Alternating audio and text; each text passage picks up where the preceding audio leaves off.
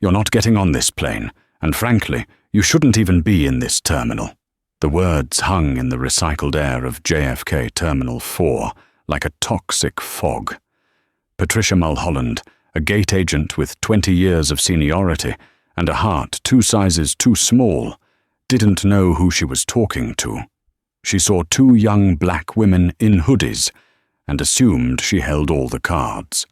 She didn't know that the phone in Sasha's hand was already dialing a direct line to the man who signed the checks for the fuel currently sitting in every Centurion Airjet on the tarmac.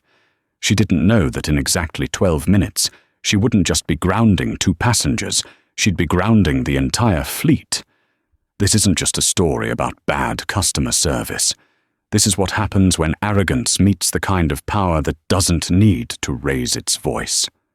The automatic doors of JFK International Airport slid open, admitting a gust of freezing November wind and the Kingston twins, Sasha and Sierra. They moved with the synchronized grace of people who had shared a womb and 24 years of life. To the untrained eye, they looked like Gen Z influencers. They wore oversized beige hoodies from Fear of God, matching vintage denim, and sneakers that cost more than a Honda Civic. They were laughing, pushing a cart stacked with Rimowa luggage, their braids swinging as they navigated the chaos of the holiday rush.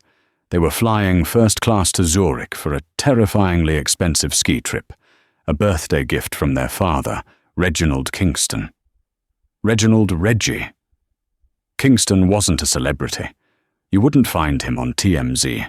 He was the CEO of Kingston Logistics and Energy, a company that operated in the shadows of the global economy. If you flew out of the tri-state area, there was a 90% chance your plane was burning Kingston fuel. If your luggage arrived on time, it moved on conveyor belts maintained by Kingston subsidiaries. He was the infrastructure. He was the ghost in the machine. But to Patricia Mulholland, the senior gate agent at the Centurion Air check-in desk, Sasha and Sierra were just trouble. Patricia was having a bad month. Her pension had been frozen, her bunions were throbbing, and Centurion Air had just announced a crackdown on non-revenue loopholes, urging staff to scrutinize upgrades and ticket validity. She sat behind her podium like a gargoyle, guarding a cathedral, her eyes scanning the line for anyone who looked out of place. When Sasha and Sierra approached the first-class priority lane, Patricia's lip curled. She saw the hoodies. She saw the laughter, which she interpreted as loudness. She saw the color of their skin and the youth on their faces, and her internal bias algorithm clicked onto red alert. "Excuse me," Patricia barked, her voice cutting through the ambient noise. She didn't look up from her screen. "The economy line is around the corner, by the restrooms. This is priority access." Sasha, the elder twin by 4 minutes, and the one with the sharper tongue, paused. She adjusted her grip on her passport. "We know. We're flying priority." Patricia finally looked up. Her eyes were hard, framed by wire-rimmed glasses that magnified her disdain. She looked them up and down, lingering on the expensive luggage. "Priority," she repeated, dragging the word out as if it tasted sour. "Let me see your boarding passes." Sierra, the peacemaker, stepped forward with a smile that usually disarmed people. "Here you go. We checked in online, but the app said we needed a document. Check." Patricia snatched the phones from their hands. She didn't scan them immediately. Instead, she stared at the screen, then at the girls, then back at the screen. "Kingston," Patricia muttered. "Sasha and Sierra." "Is there a problem?" Sasha asked, her voice tightening. She sensed the shift in the air. Every person of color knows this specific silence, the moment before a bureaucratic hurdle appears out of thin air. "These tickets," Patricia said, her voice raising just enough to attract the attention of the businessman behind them. "They're marked as executive partner status. That's a classification reserved for board members and top-tier corporate affiliates. Correct, Sasha said. Patricia let out a short, dry laugh. Right. And I'm the Queen of England. Look, girls, I don't know whose miles you stole, or what scam you're running with these cloned passes, but I'm not in the mood today. Scam? Sierra's smile vanished. Our father booked these. I don't care if your father is Jay-Z, Patricia interrupted, slamming their phones down on the high counter. We've been warned about fraudulent bookings coming out of compromised corporate accounts. You're holding up the line. Step aside. We aren't stepping anywhere, Sasha said, planting her feet. The casual joy of the morning had evaporated, replaced by a cold steeliness inherited directly from Reginald Kingston. Scan the tickets. If they're fake, call security. But you're not going to dismiss us because you don't think we look like we belong here. Patricia's face flushed a splotchy red. She stood up, looming over the podium. I am the lead agent on this floor, and I have the discretion to deny boarding to anyone exhibiting aggressive behavior. And right now, your tone is extremely aggressive. The trap was set. It was the classic bait and switch. Accuse them of fraud, and when they get upset, ban them for attitude. The line behind them was growing restless. A tall man in a grey suit, checking his Rolex, leaned forward. Come on, let's move it along. Some of us actually have meetings. We have tickets just like you, Sasha snapped back, not turning around. Security, Patricia yelled, waving her hand toward a pair of TSA agents chatting near the oversized baggage drop. The two officers, bored and looking for something to do, sauntered over. One was a heavy-set man named Officer Miller. The other was younger, Officer Davis. What's the problem here, Patty? Miller asked, resting his hand on his belt. These two are refusing to leave the priority lane, Patricia said, pointing a manicured finger at the twins like a weapon. They possess fraudulent tickets and are becoming belligerent. I felt threatened. Threatened? Sierra gasped. We haven't moved. We haven't touched you. You're raising your voice, Patricia lied smoothly. Officer, please remove them from the check-in area so my actual first-class passengers can board. Officer Miller turned to the twins. He didn't ask for their side of the story. He didn't ask to see the tickets. He just saw the finger-pointing and the disruption. Ladies, you need to grab your bags and come with us. This is insane, Sasha said, pulling out her phone again. I'm calling my dad. Yeah, you call Daddy, Patricia sneered, finally scanning the next passenger's boarding pass. Tell him to come pick you up at the curb. You're denied boarding, permanently banned from Centurion Air for verbal assault on staff. You can't just ban us, Sierra cried, tears of frustration welling in her eyes. We have a hotel booking in Zurich. We have transfers. Not anymore, Patricia said, typing furiously into her terminal. She was adding a flag to their profiles. Do not board. Level 3 security risk. It was a mark that would follow them to other airlines if they weren't careful. Move, now. Officer Miller stepped into Sasha's personal space.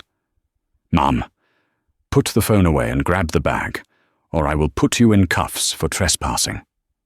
Sasha looked at Miller, then at Patricia. She took a deep breath, forcing her heart rate to slow down. She remembered what her father always told her during business negotiations. When the other side gets emotional, you get analytical. When they scream, you calculate. Fine, Sasha said, her voice dropping to a terrifyingly calm register. We're moving. She grabbed Sierra's arm and steered her sister away from the counter, but not before locking eyes with Patricia one last time. You have the name, right? Patricia Mulholland. That's Miss Mulholland to you, Patricia shot back. And don't bother writing a complaint letter. I read those too. The twins were escorted out of the priority lane and dumped unceremoniously near a bank of vending machines in the main concourse. The humiliation burned hotter than the tears on Sierra's face. People were staring. Someone was filming on TikTok. They looked like criminals. Sasha pulled her phone back out. Her hands weren't shaking anymore. "Are you calling Mum?" Sierra wiped her eyes. "No," Sasha said, unlocking her screen. "Mum would just yell at them. I'm calling Dad, and I'm going to tell him to bring the hammer." Reginald Kingston was in the middle of a board meeting in a glass-walled conference room in Midtown Manhattan. The room was silent, save for the hum of the HVAC and the voice of his CFO presenting the Q4 projections. His phone, sitting face up on the mahogany table, buzzed. Most CEOs would ignore it. But Reginald had a strict rule. His daughters had a specific ringtone. If that ringtone played, the world stopped. He held up a hand. The CFO stopped mid-sentence. Reginald picked up the phone. "Sasha, everything all right? You should be in the lounge by now."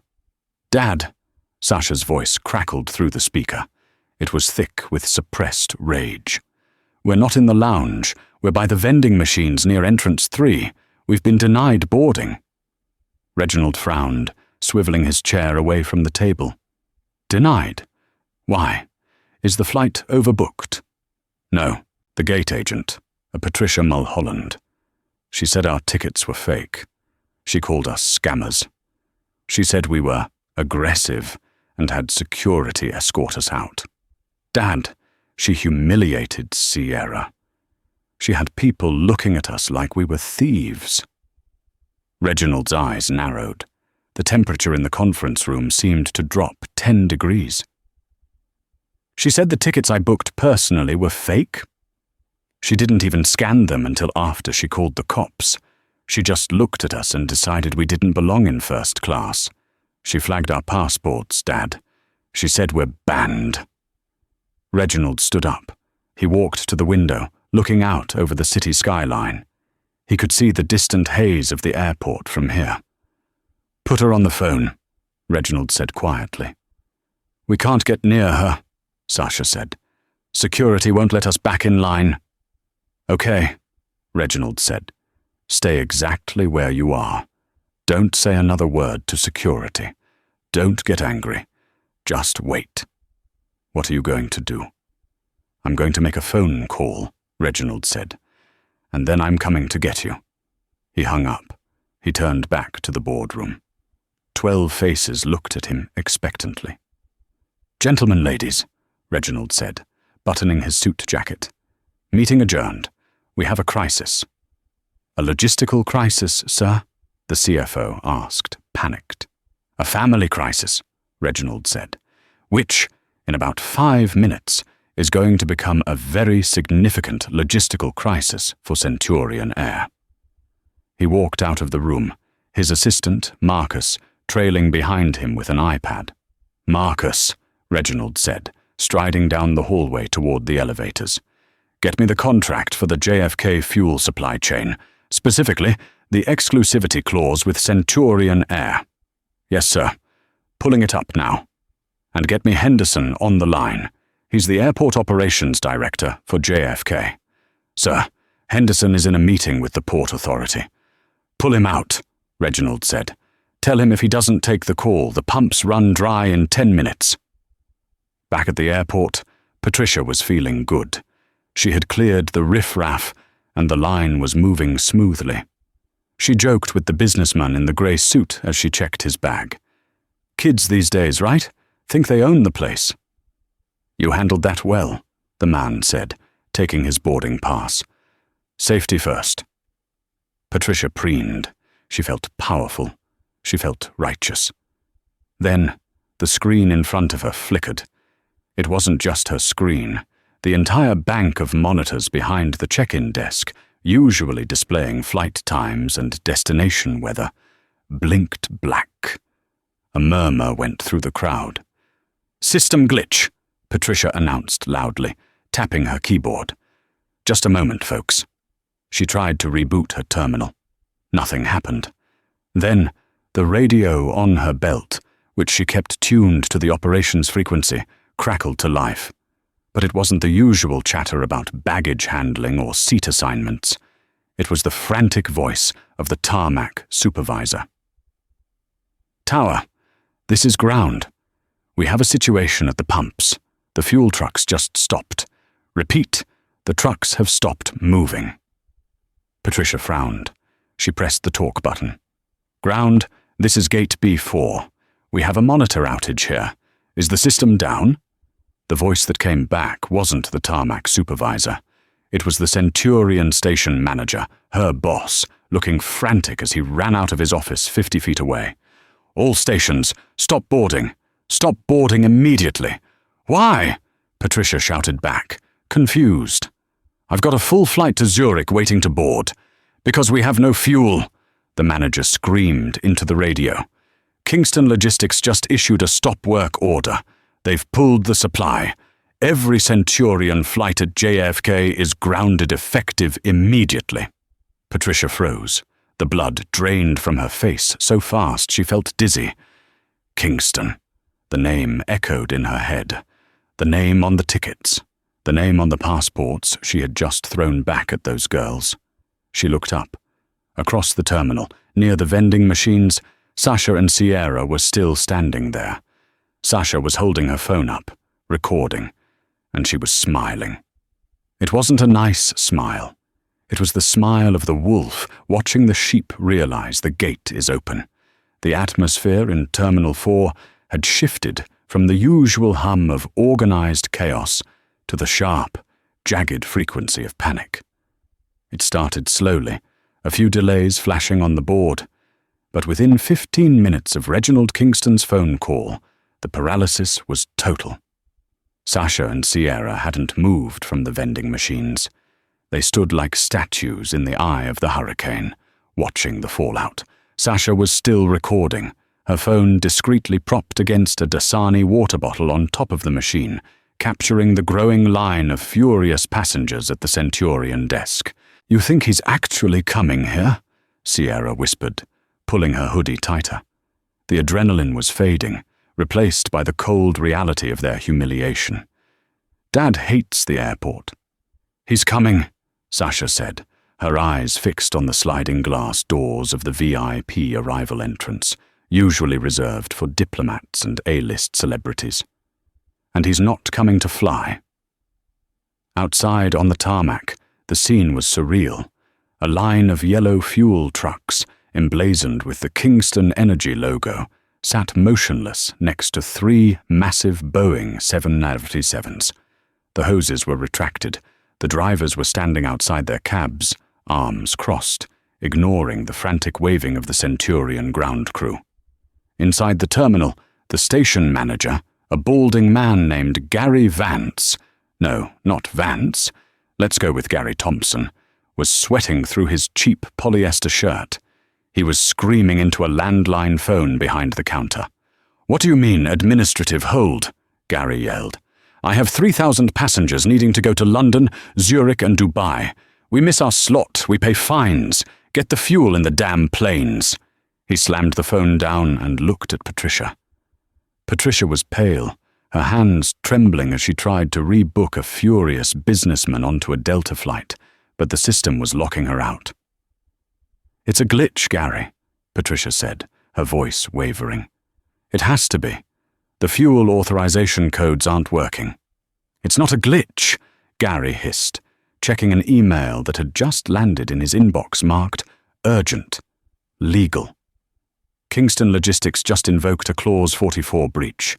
They claim unsafe operating environment for corporate affiliates. They've suspended credit and supply. They are demanding an immediate audit of ground staff. Patricia stopped typing. The cursor blinked at her mockingly. "Unsafe environment?" Before she could process what that meant, the sound of the terminal changed. The angry murmuring of the crowd quieted, replaced by the hush of curiosity. The VIP doors burst open. It wasn't just one man. It was a phalanx. First came 2 large men in dark suits, private security, moving with the efficiency of battering rams. They cleared a path through the crowd, not aggressively, but with an immovable force that made people instinctively step back. Behind them walked Reginald Kingston. He didn't look like a man coming to pick up his kids from a sleepover. He looked like a titan of industry stepping onto a battlefield he already owned. He wore a charcoal bespoke suit, a cashmere overcoat draped over his shoulders, and a look of absolute, terrifying neutrality.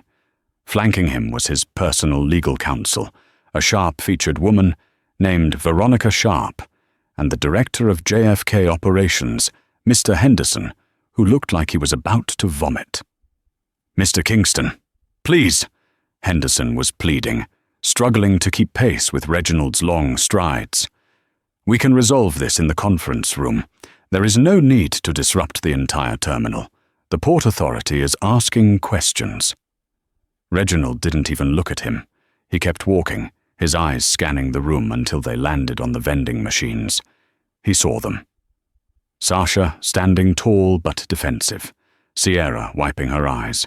Reginald stopped. The entire procession stopped with him. The silence in the immediate area was heavy. He walked over to his daughters. The security guards turned outward, creating a protective perimeter around the family. "Dad," Sierra breathed, stepping forward. Reginald didn't say a word about the flight. He didn't ask about the tickets. He reached out and pulled both of them into a hug. It was a rare display of public affection from a man known for his icy demeanor in the boardroom. He held them for a long moment, letting the terrified airport staff watch. "Are you hurt?" Reginald asked, pulling back and looking at Sasha. "No," Sasha said. "Just escorted out. Like trash." Reginald nodded. He turned slowly toward the Centurion check-in desk. Gary Thompson, the station manager, saw the movement. He recognized Reginald immediately from industry magazines. His stomach dropped through the floor. He rushed out from behind the counter, straightening his tie, desperate to salvage the situation. "Mr. Kingston," Gary called out, putting on his best customer service smile, though it looked more like a grimace. "What an unexpected honor. I'm Gary Thompson, station manager. I believe there's been some terrible misunderstanding regarding the fuel supply. If we could just—" Reginald walked right past him. He didn't even blink. He walked past Gary as if he were a ghost. Reginald stopped directly in front of the priority check-in podium. He looked up at the raised desk where Patricia Mulholland was sitting. She was frozen, holding a boarding pass in mid-air. Reginald placed his hands on the counter. They were manicured, steady hands. He looked up at her, his eyes dark and unreadable. "Ms. Mulholland, I presume?"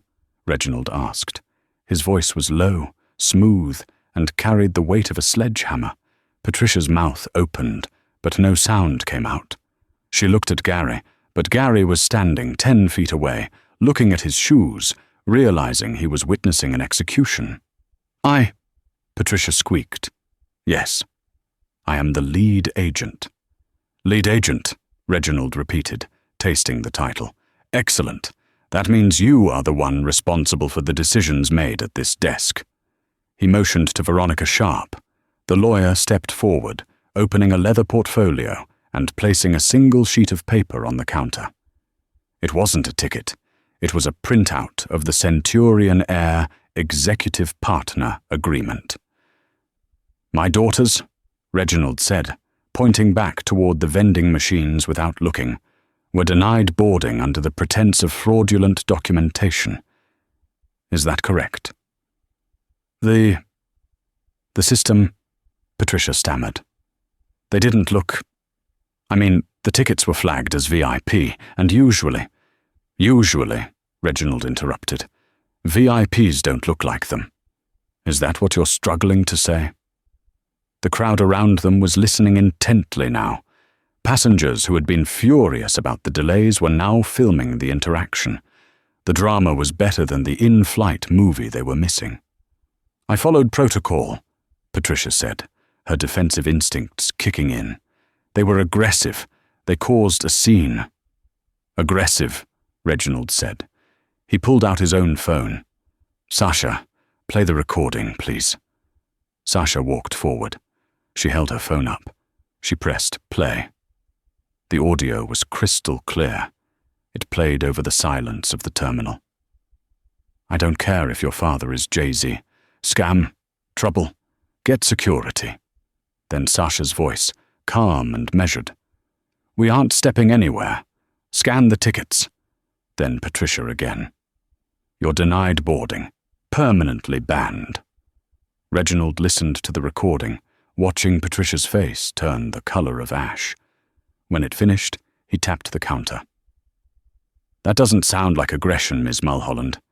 That sounds like two paying customers trying to board a flight they were entitled to. And it sounds like a Centurion employee exercising bias instead of protocol." "I have discretion," Patricia snapped, her voice cracking. "I have the right to deny anyone I feel is a threat."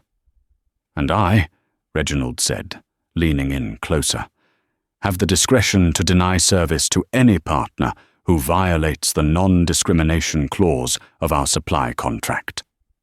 He straightened up and turned to the crowd, raising his voice slightly so the furious passengers could hear him.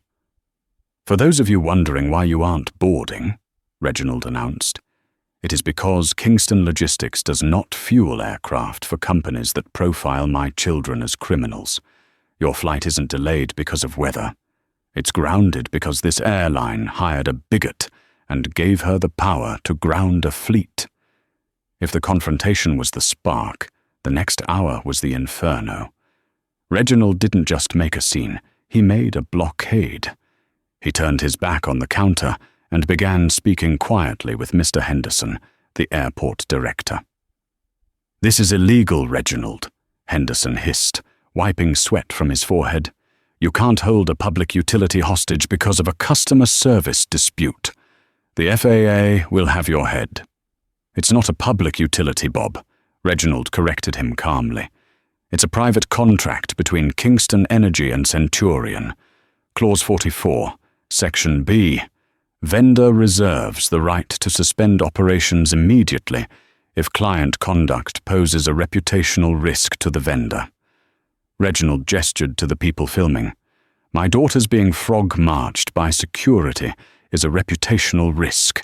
If I let this slide, I look weak. And you know the energy market, Bob. If I look weak, the stock drops." "You're costing us millions by the minute," Gary Thompson shouted, stepping into the circle. "We have perishables in the cargo hold. We have connecting flights."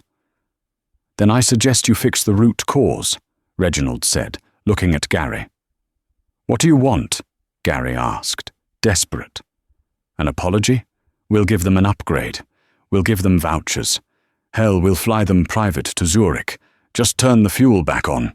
"I don't want vouchers, Gary," Reginald said, his voice dropping to a deadly whisper. "I can buy your airline. I don't need your charity."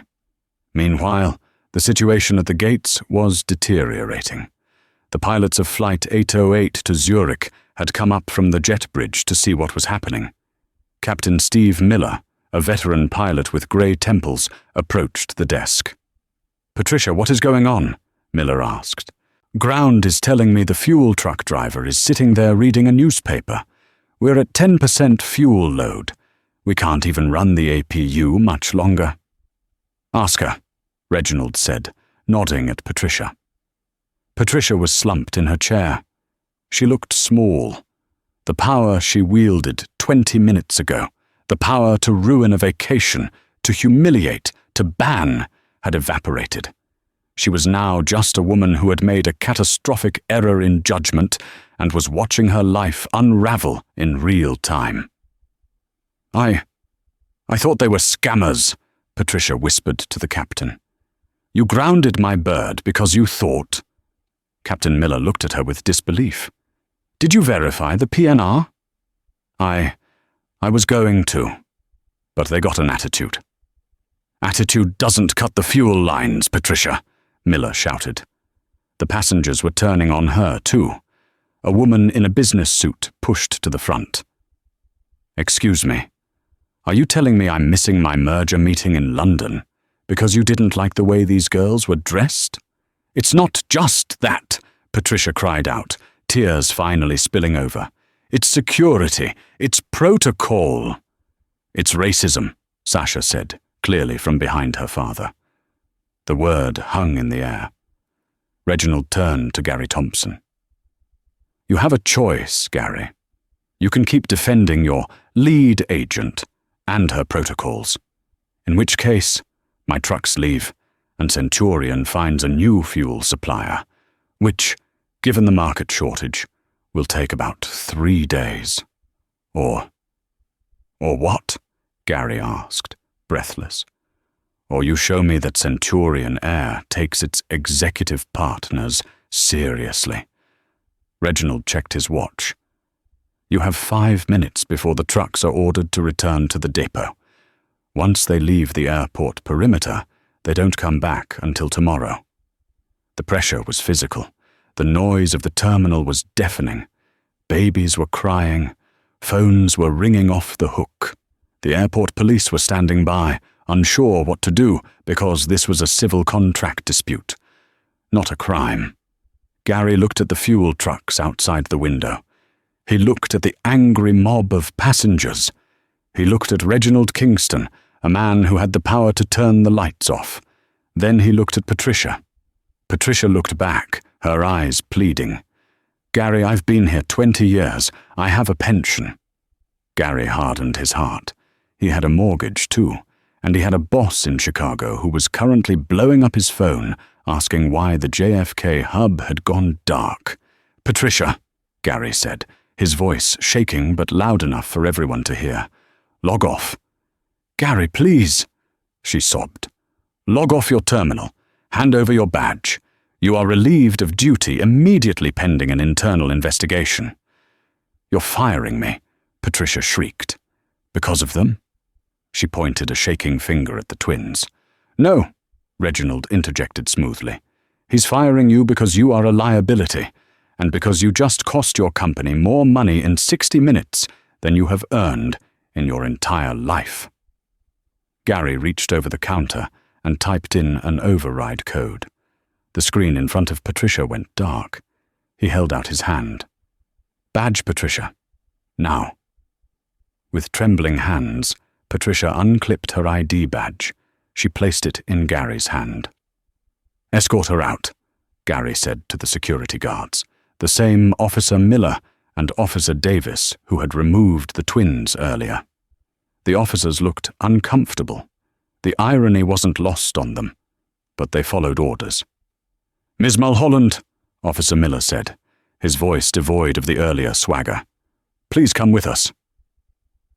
As Patricia was led away, walking the same walk of shame she had forced Sasha and Sierra to walk, the crowd didn't boo. They didn't cheer. They just watched in cold silence. It was the brutal, efficient justice of the corporate world.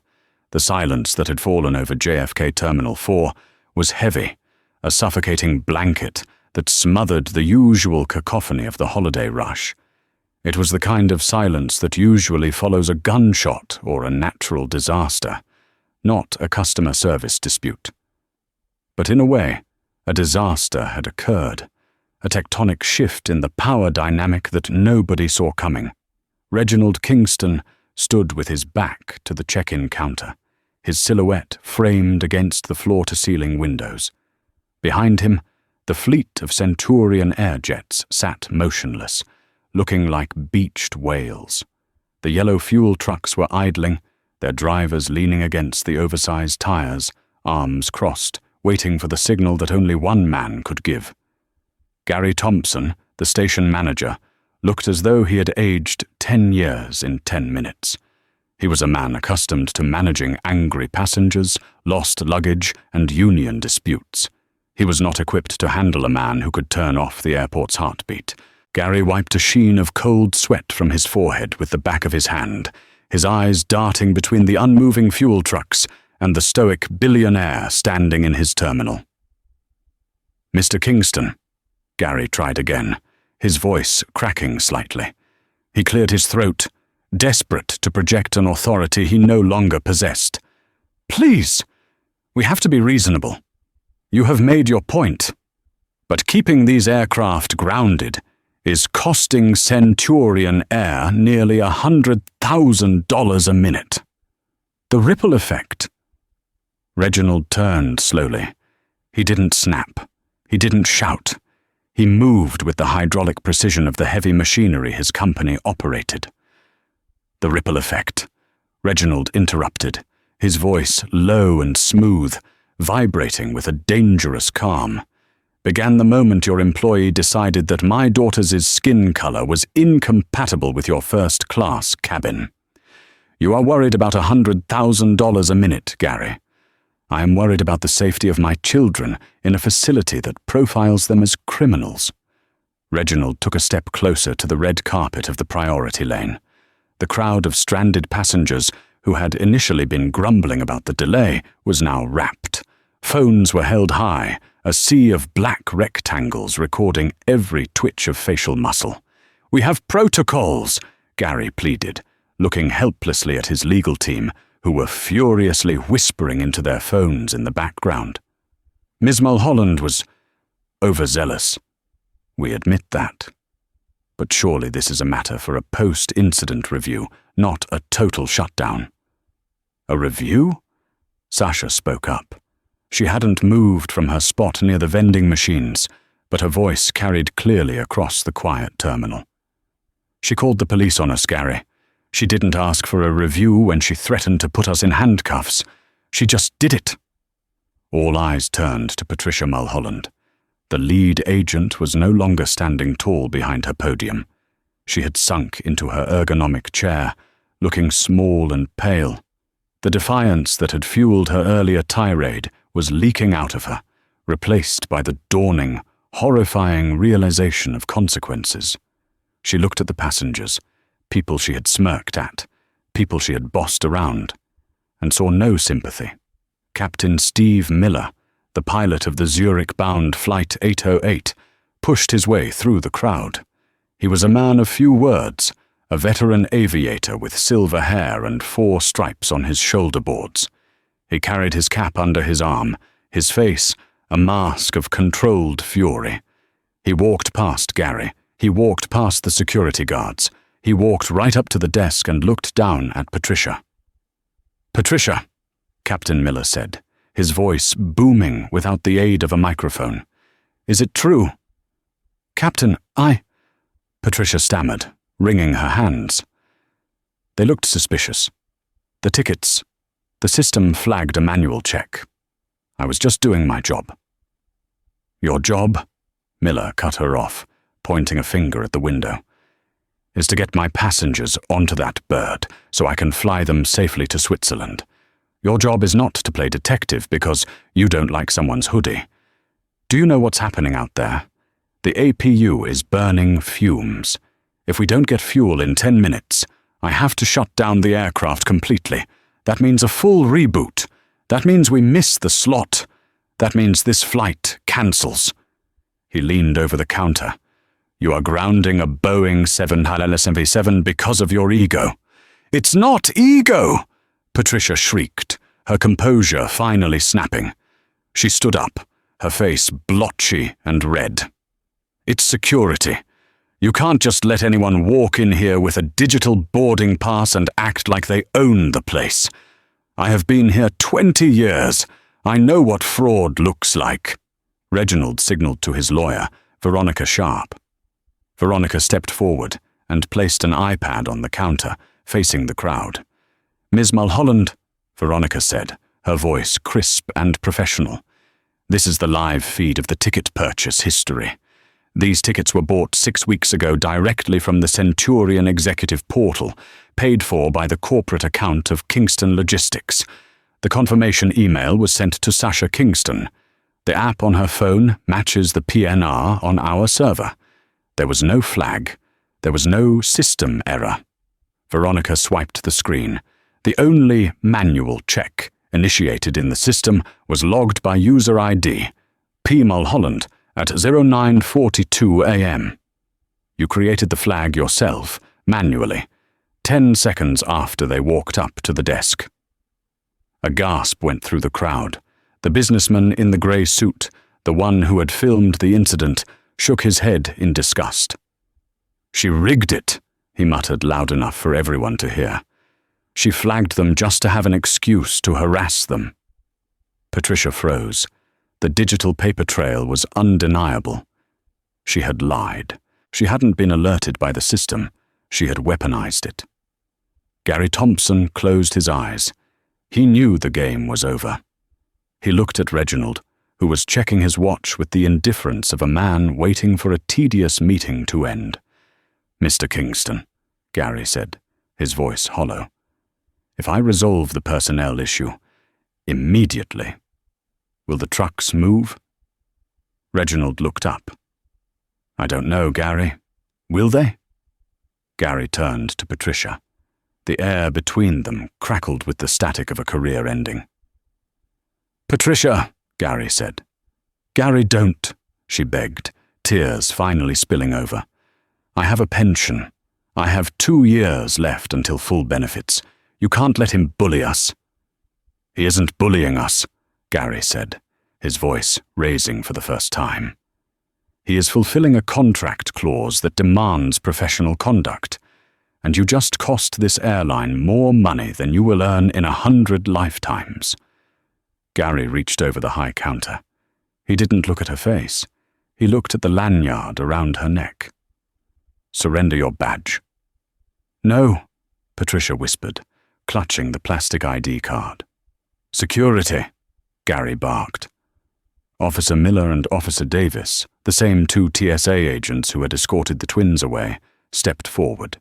They looked uncomfortable, but the hierarchy of the airport was clear.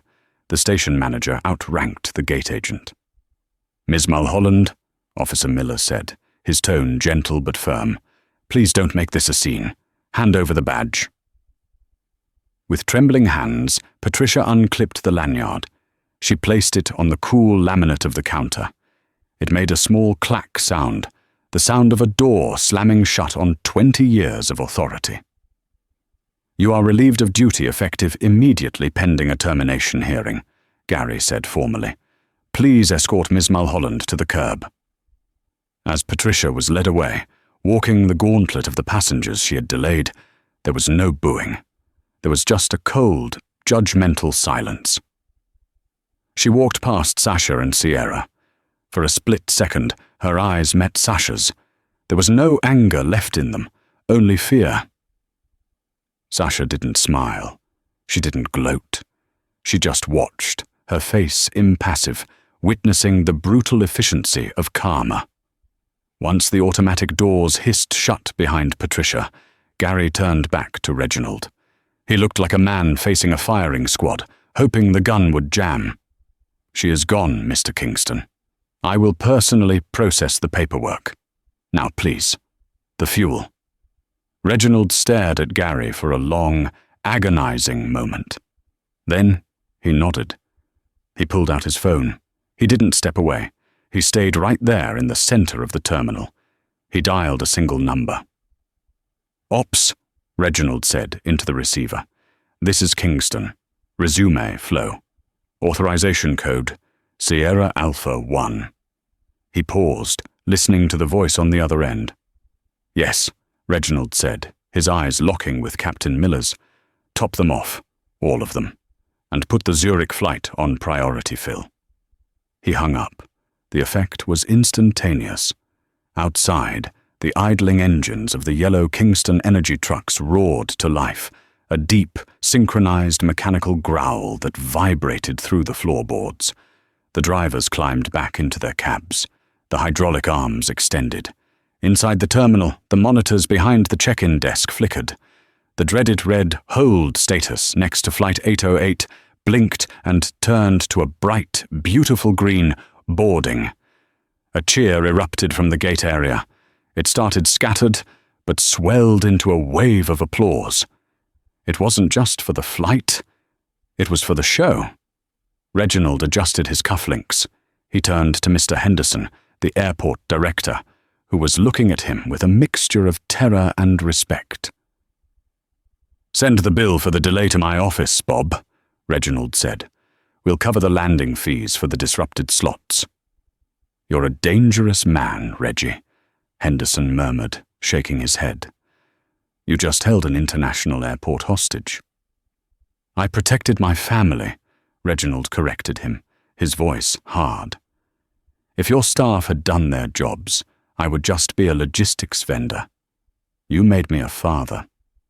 Never force me to be a father during business hours again."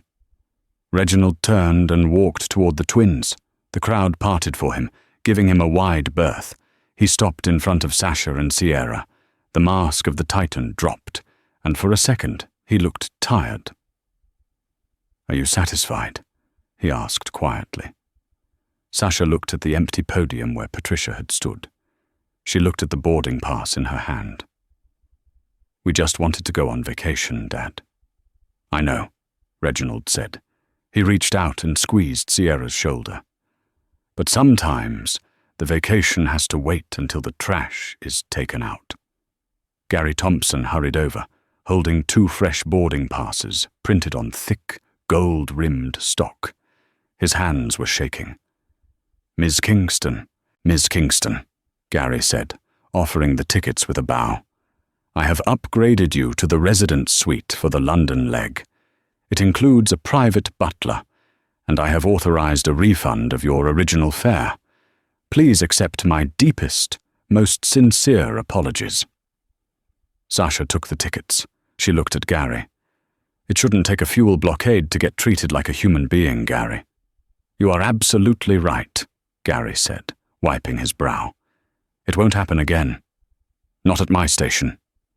Reginald buttoned his cashmere overcoat. "I have a board meeting to finish. You two get to the lounge. Call your mother when you land, and for God's sake, don't lose your passports." "We won't," Sierra said, smiling for the first time in hours. "Thanks, Dad."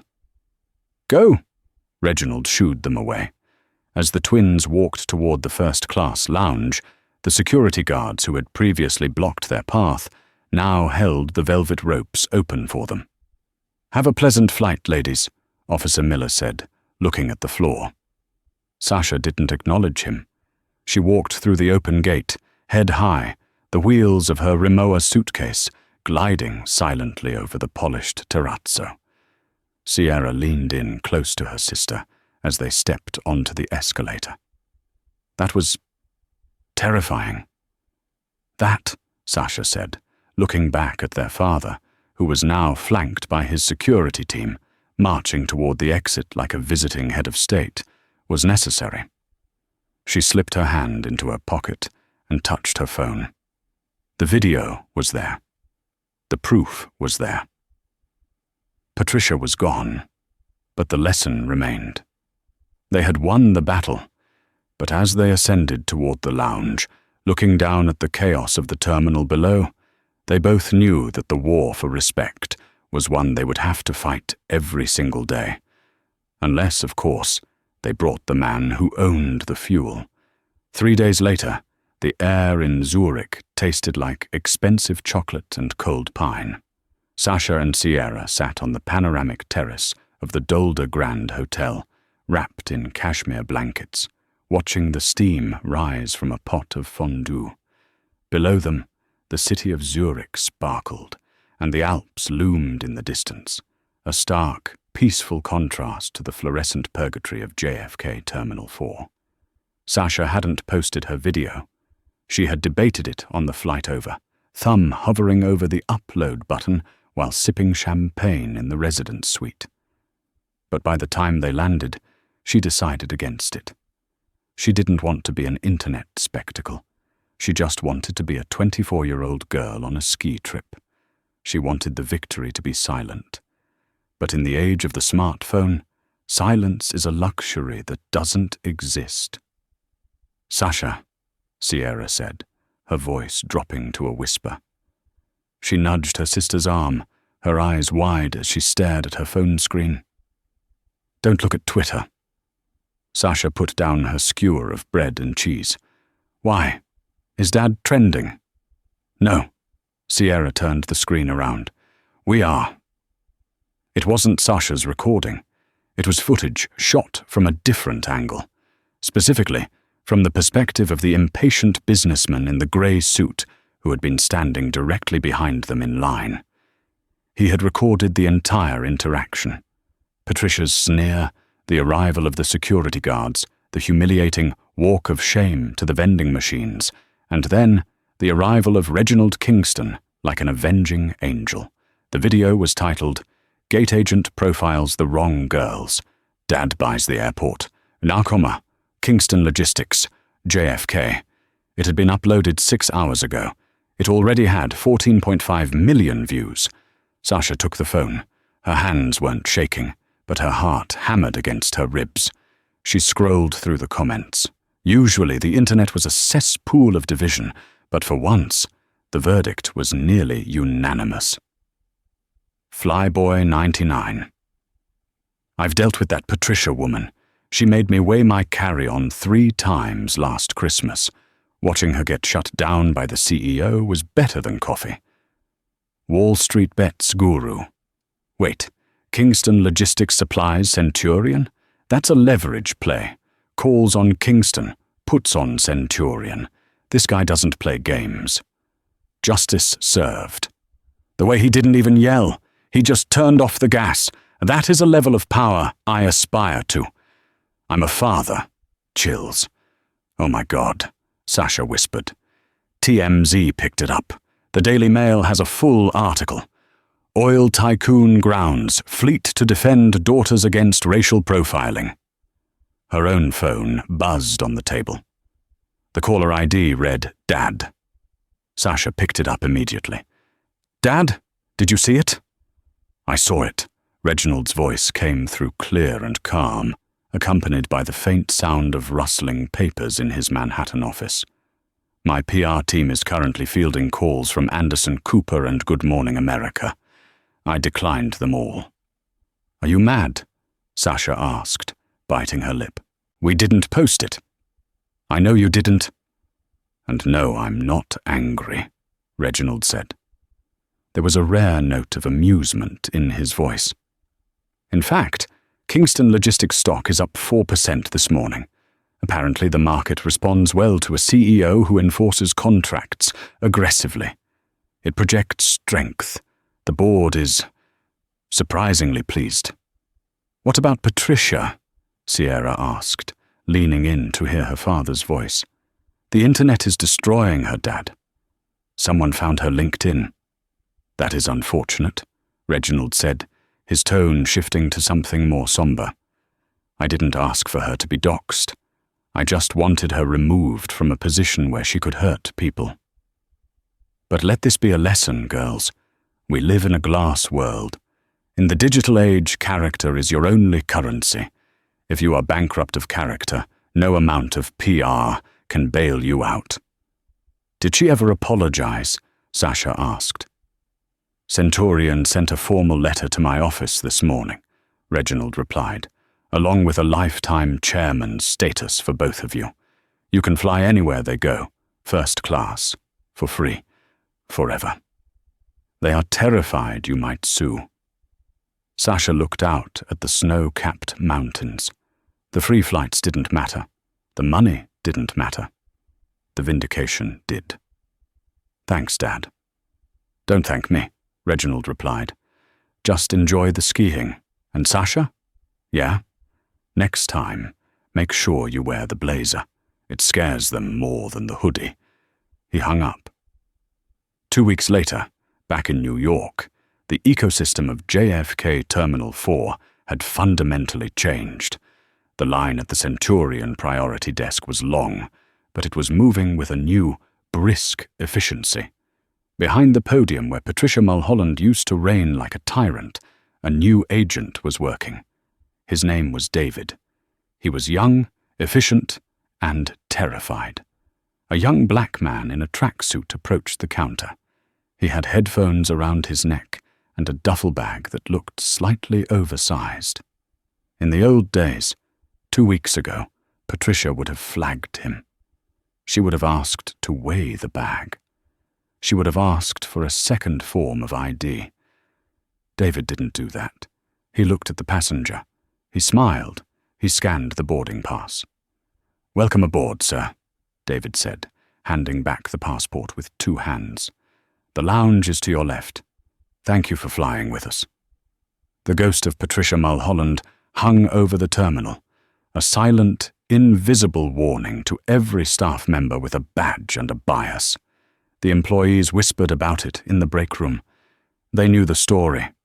They knew that you never judge a book by its cover, because sometimes the book is written by the man who owns the library, and sometimes the person you are dismissing has the power to turn off the lights. So what's the real lesson here? It's not just about having a rich dad or the power of money.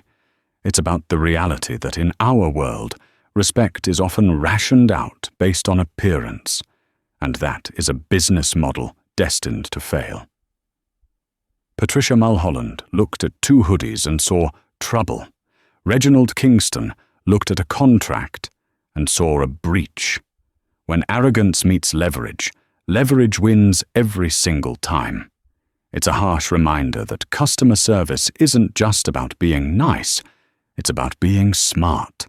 Because that kid you're dismissing today might be the one holding the keys to your entire operation tomorrow. If this story got your blood boiling and your justice boner satisfied, make sure to smash that like button. It helps the algorithm find more people who need to hear this message. What would you have done if you were in Sasha's shoes? Would you have accepted the apology vouchers? Or would you have let your dad shut the whole place down? Let me know in the comments below. I read every single one. And if you want more stories about karma hitting back instantly, hit subscribe and ring the bell so you don't miss the next upload. Fly safe, everyone, and treat people with respect. You never know who's watching.